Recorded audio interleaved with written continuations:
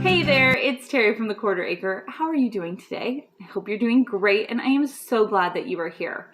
So if you're new, I am a homeschooling mom of two. I have a 13-year-old son and a 7-year-old daughter, and we love homeschooling this year. It has been such a successful year, and I wanted to share with you some of my tips and tricks for successful scheduling.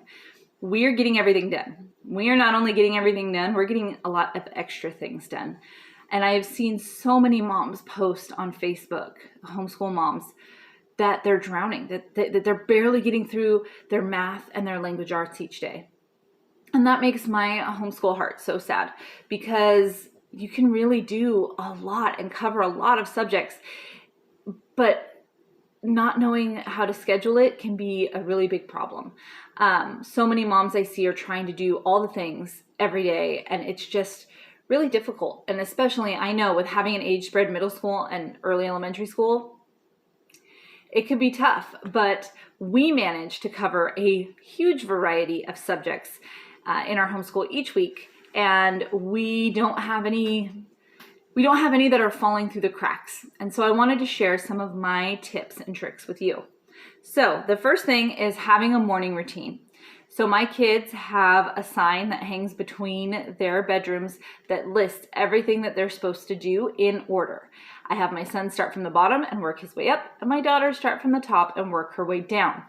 This avoids them being in the bathroom at the same time, which, moms, is that a problem for you? Like, if your kids are in the bathroom, like trying to brush their teeth and wash their face and floss and whatnot at the same time, does that cause issues? Let me know in the comment section down below, because my bathroom turns into a war zone if both kids are in there. So that's the first thing. Have your morning routine set up. They also have a couple chores worked in there. So they have to, brush, wash, all the stuff, get dressed, and then they have to clean their room. And my son has to feed all of the animals, which is the pig and the chickens and the dog. And then my daughter has to pick up the living room if there's anything left out from the night before, because we are drained at bedtime. Like, we just fall into bed at the end of the day. And even though we go to bed really early. And then they both have to make sure that their table space is cleaned up and cleared and ready for school. So while they're doing that, I'm getting ready, I'm making breakfast, I'm doing all those things. Then we want to look at our week. So we don't do all the things on all the days. Like, that's impossible. For the mom who's trying to do math, history, science, language arts all on the same day, girl, I love you. Give yourself a break, because that's impossible. And if you do it successfully, let's start a slow clap and bring it up to a big round of applause, because wow. The way we break down our week is, first of all, we don't follow time limits. So we don't say at 8 a.m. we begin, at 8:30 we are done with morning basket and we begin language arts, and at 9:30 we finish language arts and we do math, because different subjects take different amounts of time, and they'll take different amounts of time every week. So if we're doing a math deal for my son that he gets instantly, it'll take him 15-20 minutes to finish his math work. Beautiful, done. But if it's a brand new concept, like we're moving into pre-algebra right now, it may take an hour. We may need to really work through this. It may, some days it may take over an hour. And that's okay. And that's the beauty of homeschool, is nobody's getting left behind. The bell's not ringing and they're not having to move on. So we follow a flow instead of a schedule. So we do things in a similar order each day, and that works for us. So hopefully it will work for you as well.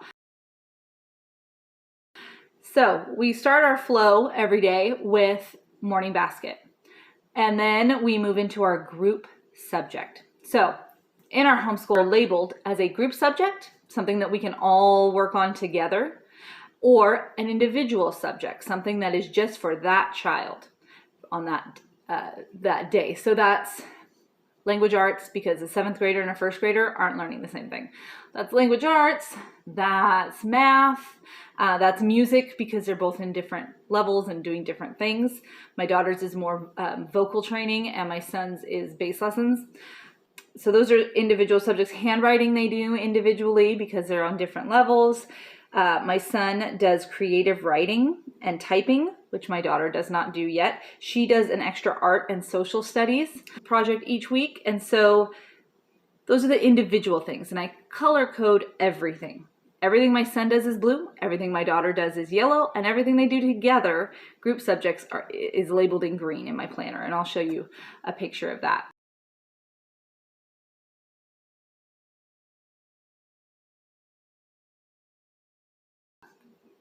So we do our morning basket, then we go right into our group subjects. The group subjects are health, history, Spanish, and science. Those are the things we do together. And we only do them once a week. So Monday we do health.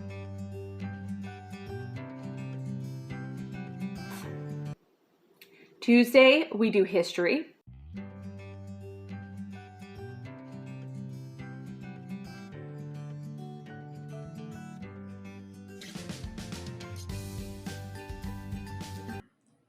Wednesday, we do Spanish.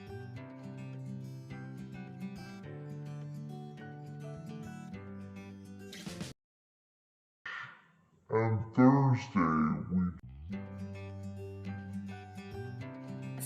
And what that means is we usually spend about an hour and a half on each of those subjects.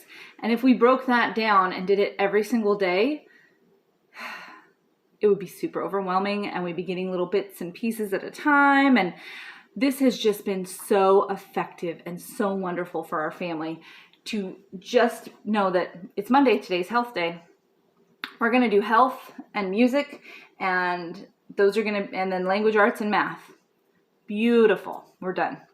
The reason we start with morning basket, that kind of unifies us. It reviews what we've learned. It starts us with a laugh because we try to pick a funny book to read in the morning. Right now we're going through the Classroom 13 series, which is just an unlucky classroom. It's a comedy of errors in every book, and the kids just love it.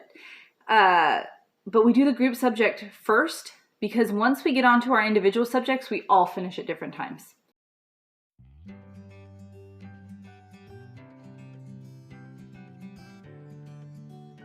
So language arts takes a different amount of time for my son than my daughter, and math, and we never end up lining back up. So doing individual subjects and then a group subject just doesn't work for us. So we go straight through our group work and then we split and go to our individual subjects. We also, on Friday, you may have noticed we don't have a group subject.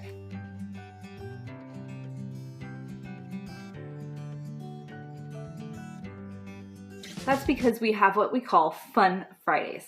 So Fun Fridays start off with math. So we play math games. We have tanagrams, we have telling time games, we have money games where they're, it's like an allowance game, and another one where they are buying things and making change. And so we also use that time if there was a concept in math that just didn't stick, I'll look online and try to find some sort of printable game or something like that that we can play to strengthen those skills. Then we go into our English, which we do a fun game called The Night Zookeeper.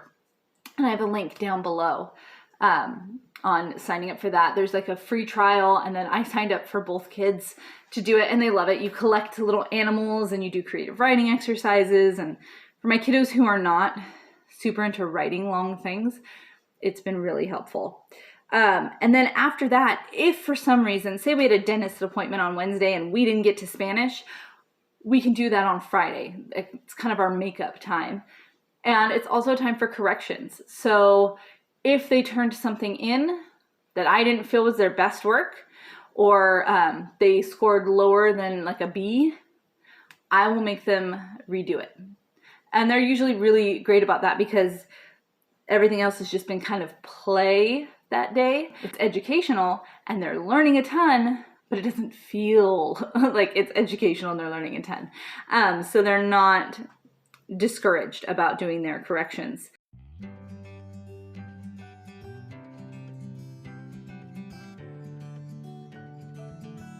Minimum days. So schools take minimum days, and sometimes we need minimum days. This week, I am doing minimum days all week. Okay, because we didn't take a spring break. We just didn't feel like we needed it. but I have a ton of home improvement projects right now. Oh my gosh, I have a ton of home improvement projects. So we are painting the deck, we are painting the little wall that goes around the deck, the privacy wall, we are building sheds, we are reorganizing closets and things. Like, it's like a delayed spring cleaning. Like I did like the spring cleaning at the beginning of spring, but like now we're doing like all the upgrades and upkeep stuff outside and working in the garden a ton. And so we're doing minimum days. And what does that look like? When we do a minimum day, we keep our group subjects. So we keep our morning basket, and today happens to be a Thursday, so we will do our science unit, but we drop all the other extra stuff. So the individual subjects of creative writing or typing or art or social studies, we let those go this week. And we keep our group subjects and one, what I call core individual subject, language arts or math. And we alternate. So Monday, oh, no, thank you, sweetheart. No, thanks. That's very loud. Sorry, I got a little one who's getting ready. She's doing her morning chores right now. And she decided it was snack time. Or, oh, she was going to put it away for me. She was clearing off the table. Sorry. And I accused her of trying to sneak a snack. And now I've got arms crossed. And in Italian, they call it a funga. My husband's Italian. It's a funga, the face. Anyhow, so we will do morning basket this morning. We will do science, and then we will do one of our core subjects. And so Monday we did language arts, Tuesday we did math, Wednesday we did language arts, today we will do math again. So core subject, so we're not falling behind, alternating language arts and math, and our morning basket, and we're good. That's a good minimum day. I mean, I look back on minimum days when I was in elementary school, didn't get anything done. Anytime the schedule changed at all, it was just chaos and pandemonium because there was 24 of us running around and like chickens with our heads cut off. Schedules changed. Today is different. And so that's how we handle it. And we get everything done in the week. Leaving yourself that cushion on Friday, oh my gosh, that is so helpful. And you know what? You can float days.